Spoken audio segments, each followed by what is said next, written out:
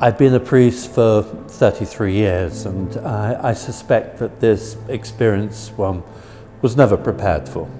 Never prepared for. I don't think any of us were. And we thought pandemics and plagues were a thing of history. So there was nothing that prepared one for it. It was a time of great resourcefulness by an enormous number of people, great generosity, of great friendship. Central London was unusually empty. It was quite eerie because nobody had any idea what was going to happen and what was going on. But after that, it felt like a different city. It was deadly quiet. As in, I remember very distinctly, I had my windows open and I could hear the birdsong. I'd never heard that before in central London. Those days of the second part and March and the beginning of April were very heady days for everyone, and there was a real sense, I think, of chaos, of fear. And many of the charities which had the responsibility or have the responsibility for reaching out to the homeless and vulnerable, but they had closed down because their workers said it's not safe to come in to work. They were advised not to. So it was almost as though, almost overnight, there was this great mass of people who were hanging around the streets of the West End of London, who were what we would call the vulnerable, the dispossessed, and the homeless.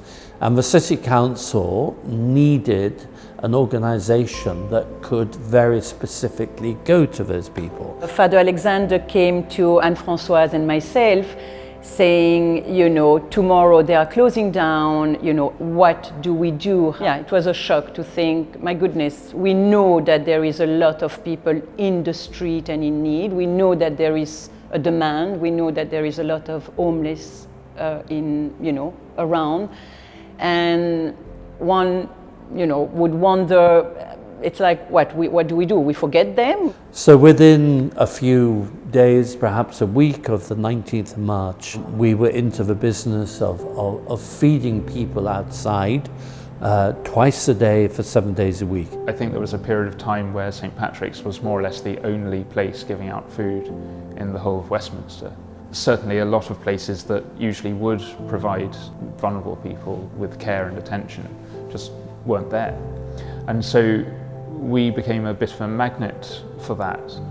And that was an astonishing thing to see from my window, where I would be in my room and I could just see Soho Square filled with people who needed help. We were incredibly fortunate to have the Connaught Hotel and Claridge's, which are hotels in Mayfair. They very kindly donated food that was cooked in their kitchens, driven over in sealed bags that we would then reheat, serve and give out to people. So to do it on the scale that we did, 5 days a week, 200 was our average number very quickly. They were an integral part of that process. The demand and of seeing so many people coming was a bit frightening, really, because we never, we knew that we received the food, but we never knew how many guests we would serve. And I, again, it was not only the food, I think it was really, at the same time, the community atmosphere and not be alone, not feel I'm alone here. No, I'm here with, quite a lot of other people who are in the same situation.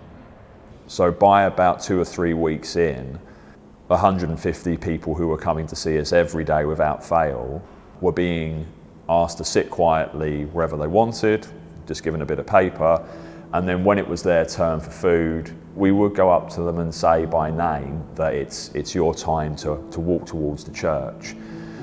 But it made everything a lot more civilized, a lot more human, but that did foster a sense of almost like everyone there was a local in a pub. The churches had been closed to stop people gathering. So we set up an altar outside the church, and it was there every time we were feeding people. So every time that we opened the doors to give out food, physical food, we also brought out the Blessed Sacrament, the bread of life, spiritual food, and I think it was really beautiful for the church to be able to do that. So it was almost as though the life of the church continued just as normal, but physically we weren't part of a church, but also very significantly that our parishioners, our congregation, if you like, were the poor and the dispossessed, the ones who had been left behind. You know, we all need each other, and, you know, being on the street or being under your roof at home, you know, loneliness, it's a very difficult thing. And I think to be able to come and to talk to people, the guests, the volunteer, to share something gives you definitely hope, the really hope that things will be okay, you know, we will all be okay. We have to be very honest with ourselves to recognize that the gospel is a gospel for the poor and the dispossessed. Every time that you pick up the scriptures, you hear Christ very deliberately calling us to be in solidarity with the poor, to be close to those who are dispossessed. Now, often one gives perhaps a little bit of lip service to that, and we preach about it and we give our collections every year to certain particular causes.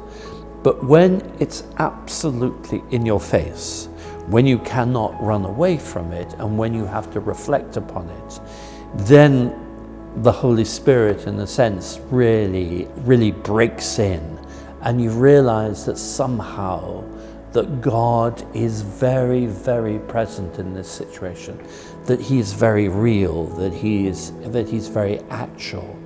And I think this really happened in this time, that there was a beautiful sense of the closeness of Jesus. These were His people. It was a sort of time when the world was turned upside down.